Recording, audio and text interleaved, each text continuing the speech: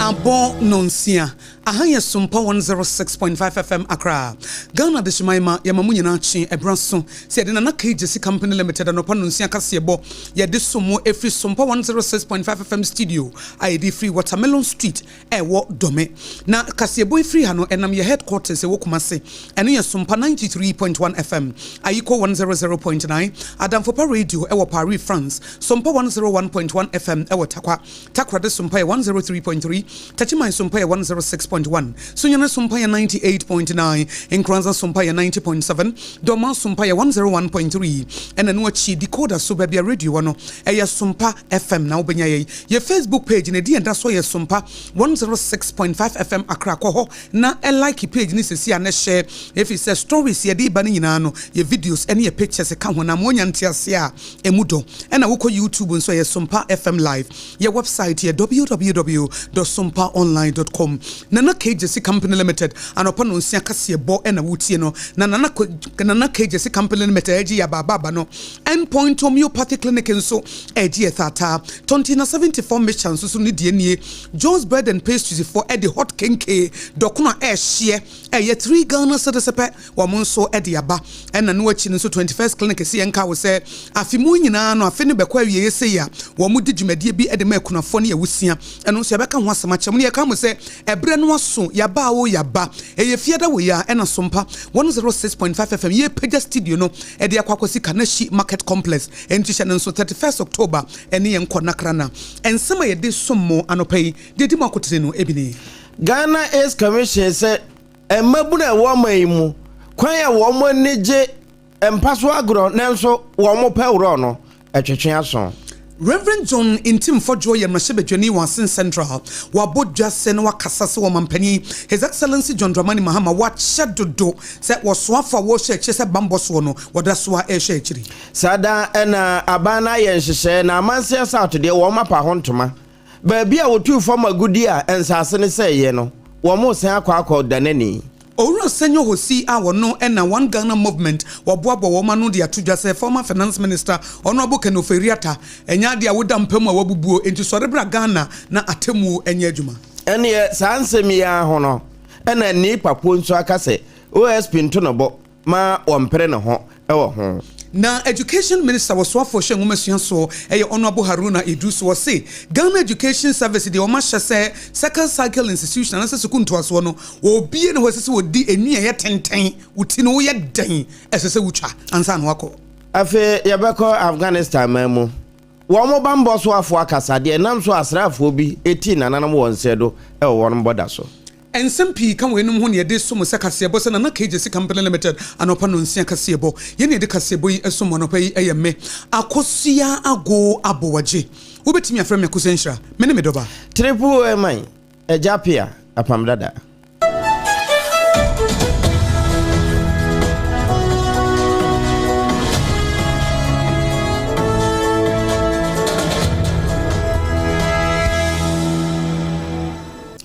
afe yemfansam na mawo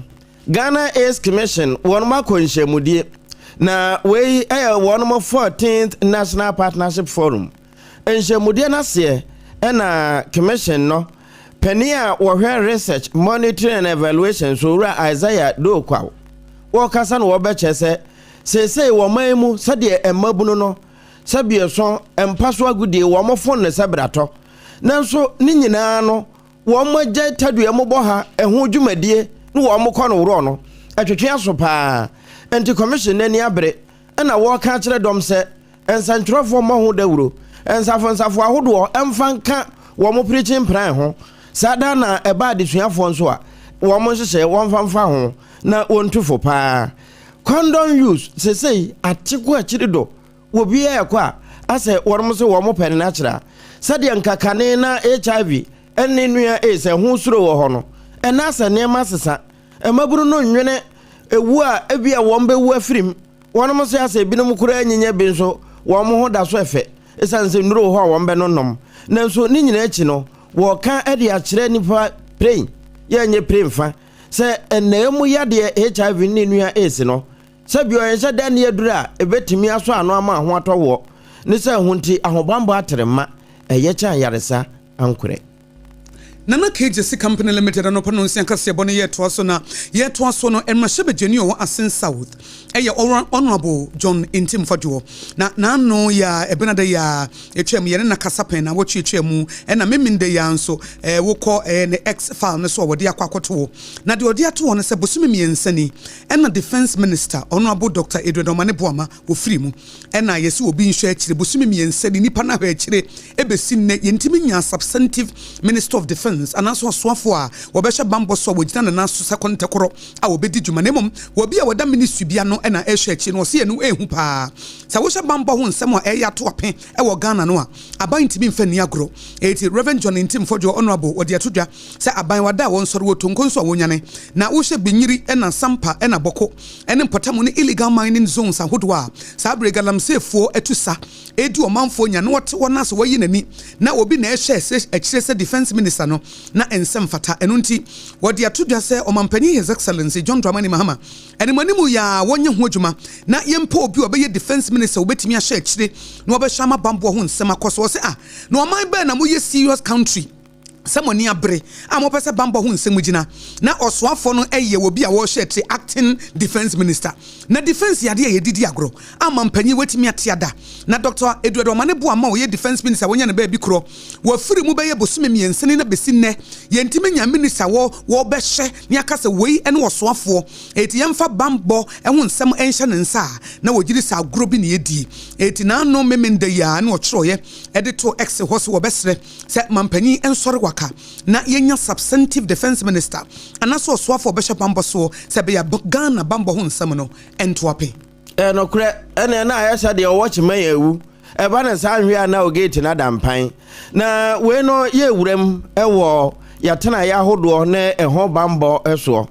aban no enam government nhyehyeye so na afi wabo wurem ewo amanse ene na afa asantemantam musa de be na empotem ho Former agudie tu a nam so amakwaye pi sese adana asasetam ensu abi nso kura awewe na emu nso kura adana poison no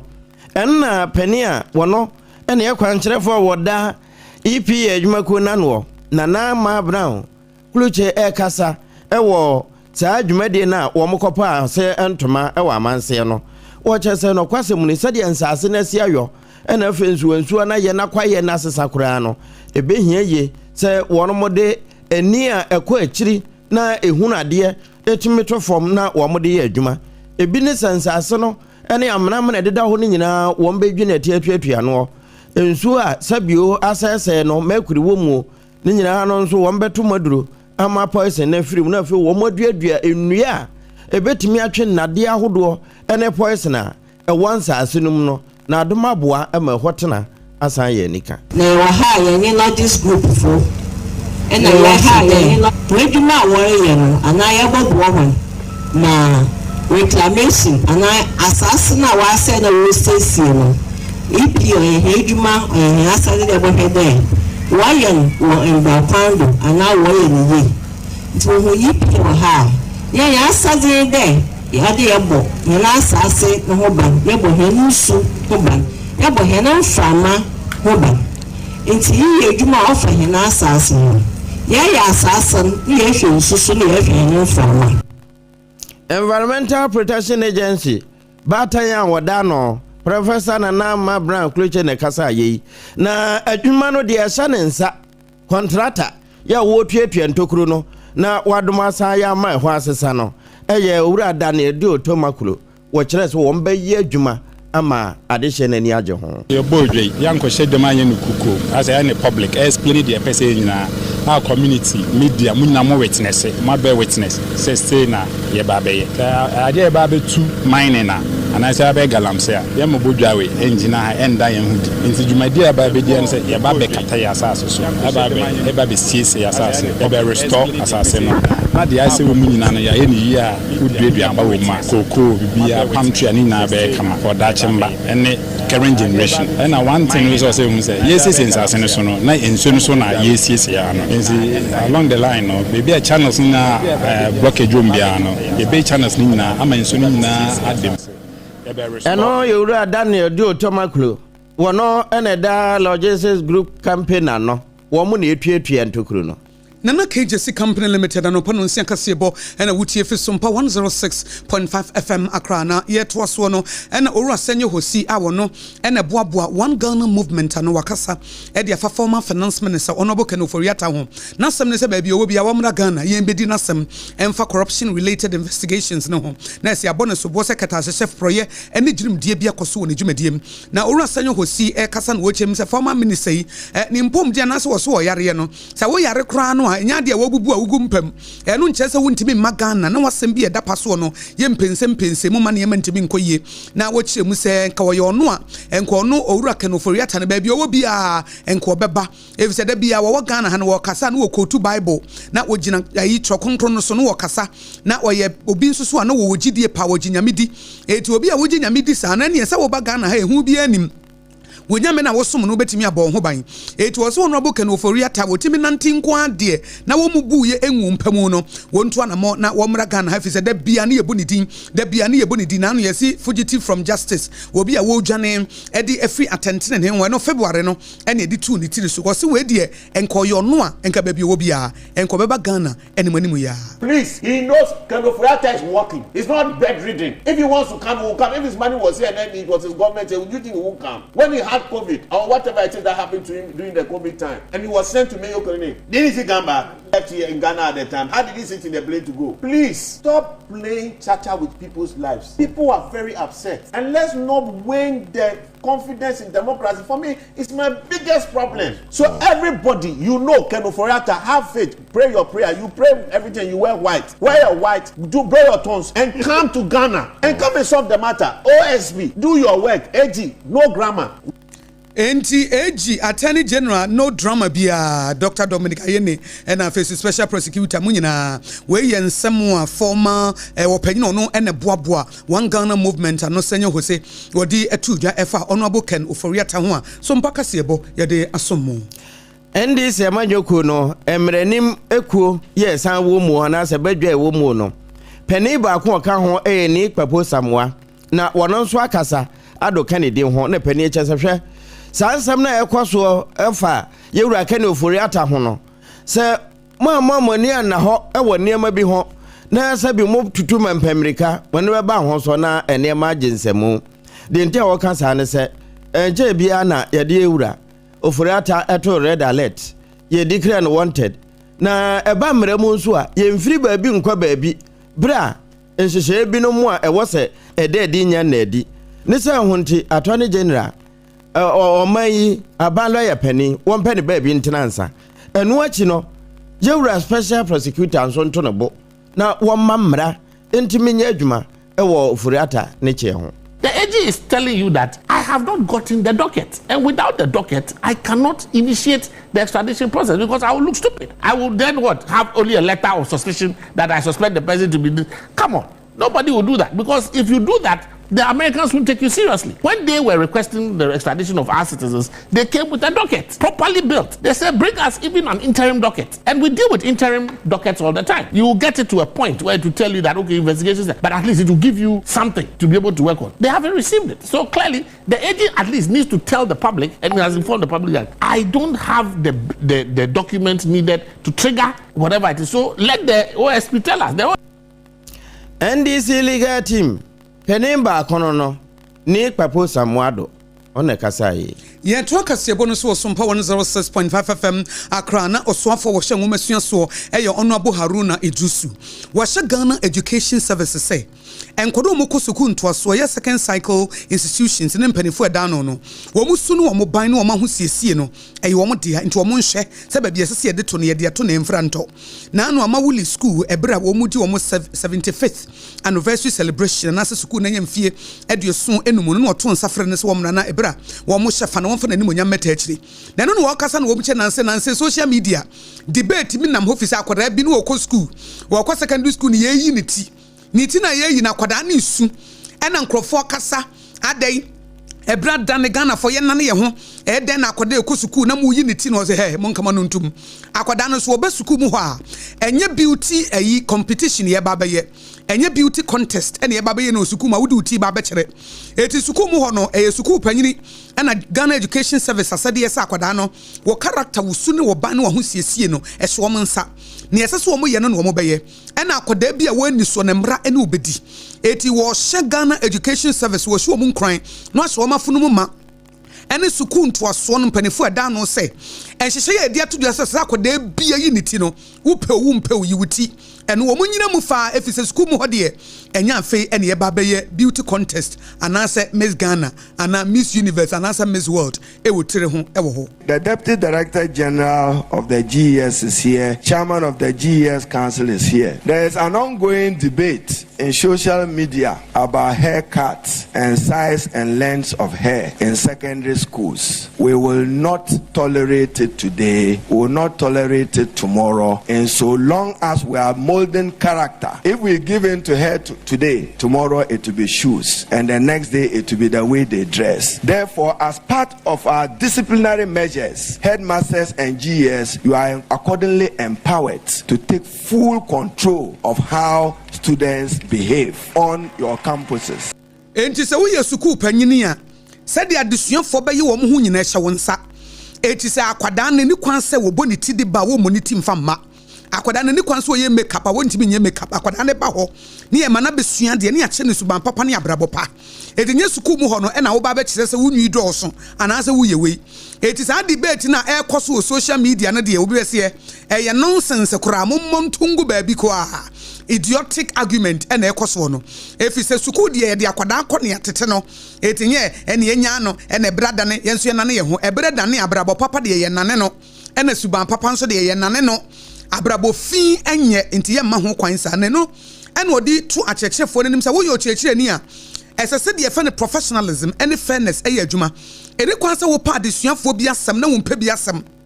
ye wudwumadi pepepe ene wo ye teacher ni ye kyew sa woni akwada bi chempena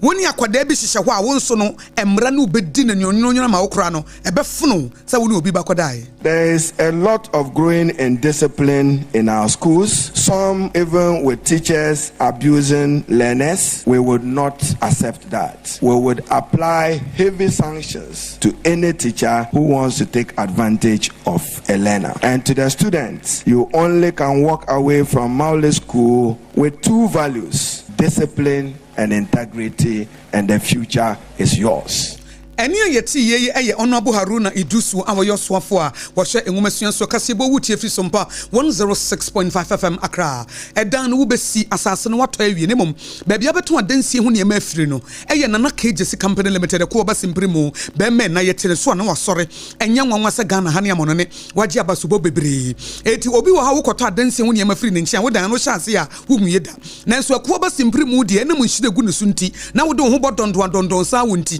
wo to ye no dan wo share foundation na se na wadrum finfi na afi no waboso eti bibusa se adansie ho ne ma be na wo pe Ghana fo am wo amono ne mo agent fo mu si dan de ama mo nko eko ba simpremu ho se ye nadoa se ye plywood se ye building wire se ye cement se ye iron rods se ye roofing sheets ye die mu a eko ba simpremu ye free consultation na free delivery de wo mu ne se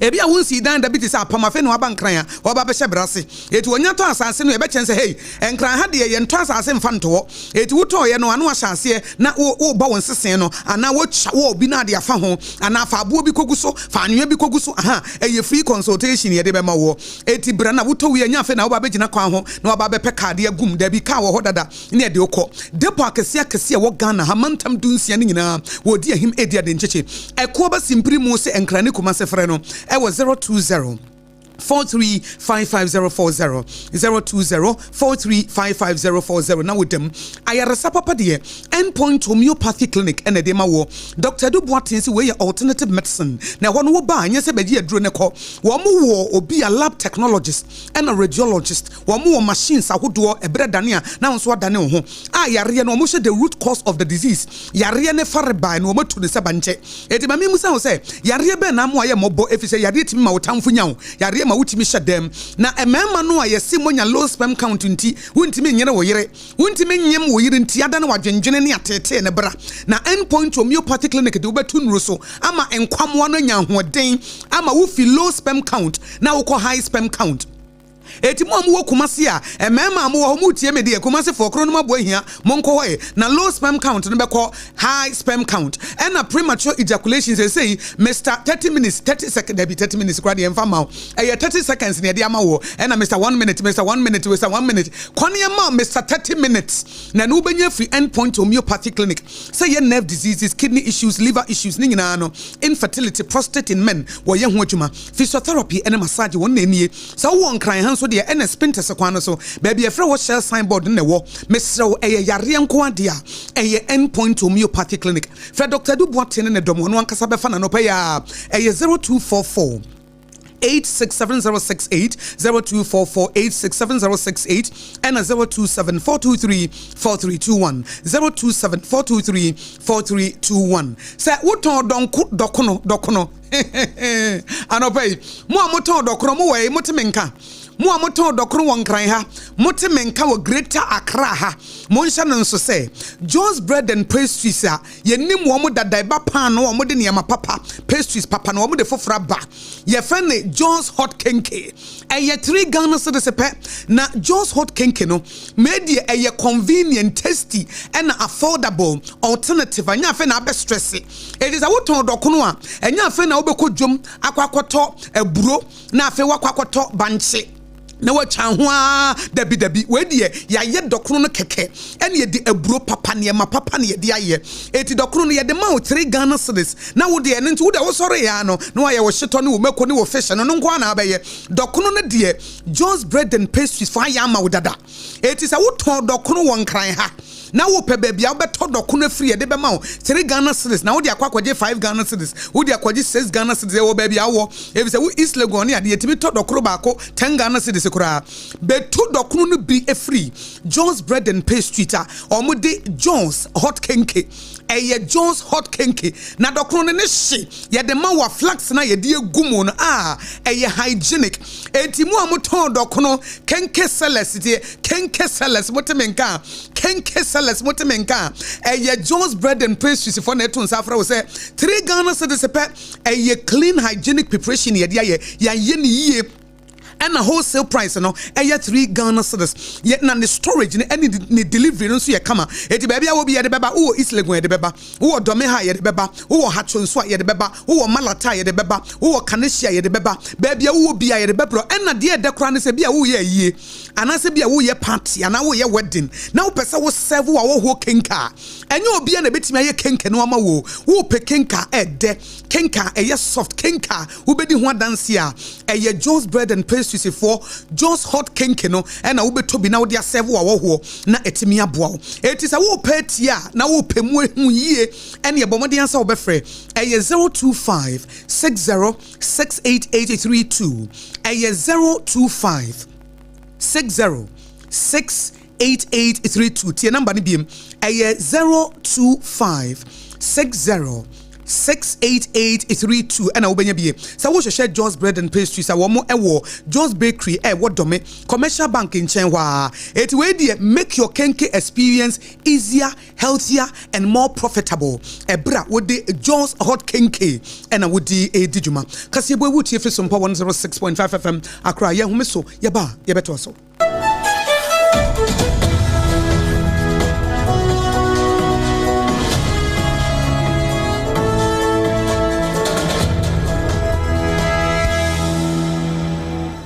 Point homeopathic clinic Ghana had obi anim sesa ye prostate na baby omutimi ye screening ema hu ni ye etu ase a na eye endpoint homeopathic clinic anase eye kidney eye liver problem wo fa baby ena adwodwo na de fa ne premature ejaculation no a ba ma bi a wo ne wodofo akwakwahia asa wo di ne ho agro asa wo to nte ene ye bra endpoint homeopathic clinic na ye moa wo ema ne mema mo pa wo eye endpoint homeopathic clinic wo mo da mufua yare bia infections bi ne wo ho anase bia wo hwa wo fa baby na adwodwo adwo kidney problem prostate deɛ ɛyɛ endpoint homeopathy clinic kuma sɛ wobɛhu endpoint homeopathy clinic ɛwɔ kronoma boy here ɛna akra ha nso so deɛ wɔn mu gyina mu ankasa ɛwɔ spintex baabi friend share signboard no woduru na wobusa sɛ wopɛ endpoint homeopathy clinic a obi a ɛbɛkyerɛw frɛ endpoint ɛwɔ 0244867068 ɛna 0274234321 endpoint homeopathy clinic a wɔn mu dɛm Ewra me pacho bra na me hwa de wo bag yi bra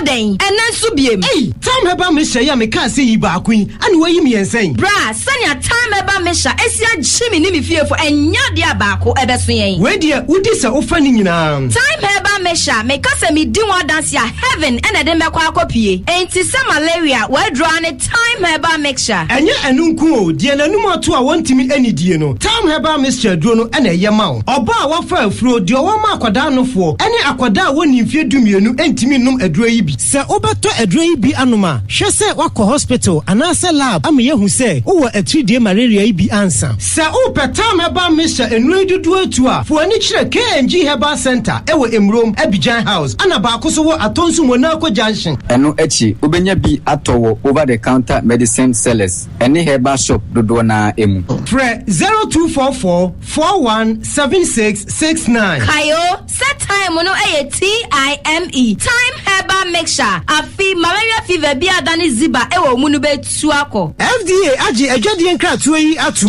tontonte yɛnnom nsa ne yɛfa adwen ne yɛfa adwen mpa sɛ na no nim sɛ brɛ bi bɛba ama tontina 74 wopa yɛ no simple T74 abɛyɛ aduro tontina 74 ana T74 asa twe yɛadwene asi nananom dodo so sɛdeɛ na dodo bua ma nananom ɛnyare basabasa no saa na tontina 74 ana T74 ɛboa nipadua no ɛma immune support enti obi ɔnom bie no abrɛ bia ne ho dendenden tontina 74 yi nso yɛayɛ no sɛ nsuo krokrowa kama enti baabi a wonam bia wobɛtumi de wade akɔ samene wa ankafi na akuro yi ɛda no nkɔ na wie yɛ wabra mennom T74 sɛ mennom tontina 74 a menya hoɔden mennom ne da bia T74 yi ɛyɛ hahama ɛne yɛde ayɛ na DHC ɛna aframa na yɛ kama saa no T74 ahoɔden ne apɔmuden ko a wokɔ pharmacy ana baabi eto nnuro bia wobɛnya tontina 74 yi bi atɔ T74 yi ɛnyɛ ma ɔba a wafa afuro ana obi a ɔma nufoɔ ana sɛ obi a onya mfie dumienu ɛtofon frɛ 050-162-8931 ɛna 0246-073-498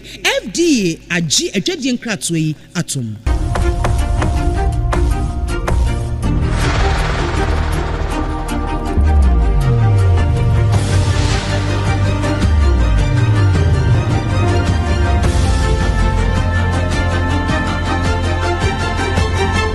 SOMPA TV Emma Akatuapa nokre Emma Akatuapa pa ampa abusua ye kwa amanone na amanone no medo kɔ kata wo ma henkrodo ha ɛhɔ na nhyiamudie bi kɔ so ni nyinaa yɛ sɛ bɛyɛ na Afghanistan wo mo ne Pakistan wo mo ntam ebetimi adwo na saa nhyiamudie yi ɛna de bambo asoafo mienu a wo mo wɔ saa man yi so ekokodi ahyia na wo mo kyea wo mo nsam ɛkyerɛ sɛ ampa asundwe abua wɔn mo ba bɛ no ma no na we no kata ne Turkey ɛna wo mo ho abene mu paa sɛ bɛyɛ na saa asundwe betimi aba enti Afghanistan wo mo so afo a wo hwɛ bambo so Mullah Muhammad Yaqub Mujahid wɔne Pakistan wo mo bambo so afo Khawaja Muhammad Asif wo mo akyea wɔn mo nsam akyɛ sampa asundwe ne de wɔn bɛ ma aba enti sei sɛdeɛ Islamabad ni abre pa sɛ we ya wɔn mo kɔ akɔwie no sa asundwe na ntimi antena hɔ na wɔn mo kɔ kan saa kɛkɛ na ekɔwie na asɛm foforo kɔpie kyira ɛne ɛsɛ tie bia wɔn mo nso nyade a wɔn bɛgyae ama wɔn mo ho atimi adwo wɔn mo Istanbul wɔn bɛ pete hɔ sada ɛna wɔn mo nso aka ne pefe sɛ wɔn mo kɔ we na amamu na sɛ tutrafoɔ san ba mu bie wa ɛne ɛsɛ tie bia Islamabad fo nso bɛkye ama wɔn mayam na kasebo no si ensemede so mo no pedi di makoti no ebinie Reverend John Intimfo Jo ye mrahye bedwani e wasen central de atodwa se Dr. Edwedomane Boama firi mo bosome miensa ni besine yenya defense minister wo no na ebegire mu preko pesa substantive defense minister eto mampani His Excellency John Dramani Mahama won sore wakafisi wo de Ghana bambo edi agro na Ghana is commission for Penia or research, monitoring and evaluation. Almost one my research pa monitor, no more evaluation. One more say mabuno no, and Emma Grand Womudi, Nanso Bambo, Teddy Mobohano, one monfa, and one more on that in here. Olu Senyo Jose awo no na one Ghana movement wadano say onobu kenuforiatas wo mubu ngumpemu nkwandia bewe wo bia wo mra Ghana ni nasem. Sada ena amanse saton so ontire yeye abano ne Environmental Protection Agency akabo mu a reclamation sase ase nyina no amana wo mutuatua no. Education Minister Honorable Haruna Idrisu so wa Ghana Education Service say akwada bia wabo ni ti no esese yeye na wo munyina samra no so emfanye adwuma. Ena afi ye call amanone a Afghanistan and Pakistan one person on ma asundwe abua no na wo mo de won bia to ho say we ya wo mo koi no anyoa ene anhweye wi ase nyina besore. Tonti na 74 mixture tete dudo no yare no se yare bi wo so a na kyese immune system na ayemre entity dudo no so wonya bi no mope na aye wuyi ankasa ebema immune system no agya na so blood related diseases ahodo say high blood pressure, high blood sugar, chronic wounds, hepatitis B and C, HIV, kidney and the kakam liver infections nyina benya wo a na kyese immune system no aboho enti nom tete dudo na se entity sensuo ne de DHC afra na Food and Drugs Authority agya no ye friend something na 74 mixture anansa T74 so wonya binum a yare de woni ne tonkwanta wapai eti wonro bebrebe no egu ho no obesesa ne nyina afrio na wode something na 74 mixture na wode asi wo okanshi drug link kumase ashtan kolina keba ebi wo ho so wo pedudu to anu afre 024 6073 498 024 6073 498 and 050 1628 931 050 1628 931 na 74 mixture edro papa na 21st clinic esi enka mo senya me ya domo a 1st November 2025 memenda ebe ya anopa no nsu kwasi awia prem awia no mienu branches be ye dunu ma wo Ghana ha no wo mo ye free treatment e de amani pam yenu yi ema ekunafo ene awusia anase nyanka a wo mo nyamfie dunwoche eno se wo ba free consultation, free lab and a free diagnostics, free medication, free massage and a free snacks anasa lunch and a wobenya we a 21st clinic for say a 9th edition of 21st clinic annual free widows treatment eti se wo ye oba kunani anasa wo ye oba wisia anasa wo ye akwada wo nyamfie dunwoche me no papa wuo a woni obi abra na yenhwe wo mpomden ne yensam woduane ne nyame yadoma memenda na omobedi sa adwumadi na ye 1st November na efiada ebe ye 31st October ne de eye sompa OB bars ye ne yas toothpaste ene brush na akabo mu sompa OB bars no ye kan che Kanashi Market Complex ye bo edwedifo ene shoppers ye ba no ye ne sponsors ene eba na ye de ne mapapa ye bedi adwuma nyina no pa no nsia kase boyi Kanashi Market ne ye de be fraba ye pagya ye studio ne free Watermelon Street